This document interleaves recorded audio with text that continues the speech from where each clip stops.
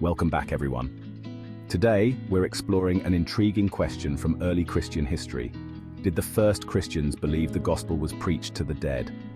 Let's look at how theologians in the first few centuries interpreted 1 Peter chapter 4, verse 6, and its mention of the gospel being preached to those who are now dead.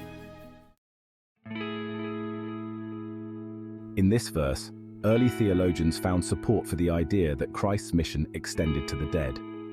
Here's what some of the early church's most influential thinkers had to say.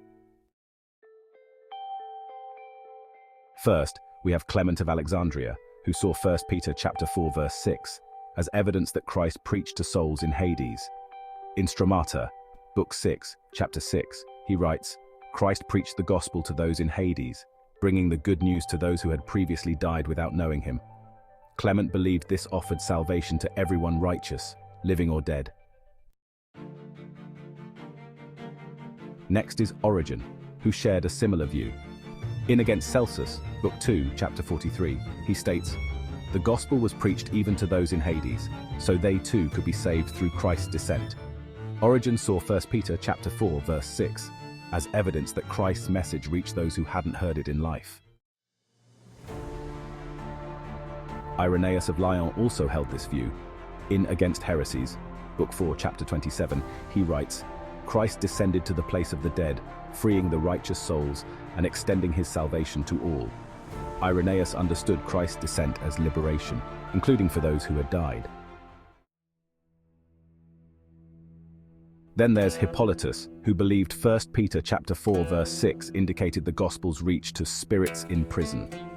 In On Christ and Antichrist, chapter 26, he writes, "The Lord descended to Hades and preached to those in prison, liberating the faithful from ages past." Hippolytus saw this teaching Christ preached to the righteous dead, who died before his incarnation. Tertullian offered a cautious but supportive view. In On the Soul, chapter 55, he reflects, "Christ descended to Hades to proclaim to the dead, according to God's justice." While Tertullian was reserved about who could be saved posthumously, he saw this as a sign of divine justice and mercy. Athanasius affirmed this concept of Christ's mission in On the Incarnation, section 5. He writes, "Christ's work extended to the dead, showing his power over death's domain." Athanasius saw Christ's reach as a cosmic victory, touching even the realm of the dead. Gregory of Nyssa emphasized God's mercy through Christ's descent. In the Great Catechism, chapter 26, he states, "The gospel reached all, even the dead, showing God's universal mercy." Gregory saw this as evidence that salvation extended to all. Lastly, Ambrose of Milan interpreted 1 Peter 4:6 as offering hope to the righteous dead. In On the Death of Satyrus, book 2, chapter 6, he writes, "Christ's descent allowed even the righteous dead who had not known him in life to hear the gospel." Ambrose taught that this verse revealed God's fairness in offering salvation. So, what can we learn from these early interpretations of 1 Peter 4:6? Many early Christian theologians, from Clement to Ambrose, saw this verse as part of the harrowing of hell, Christ's descent to offer salvation even to those who had died.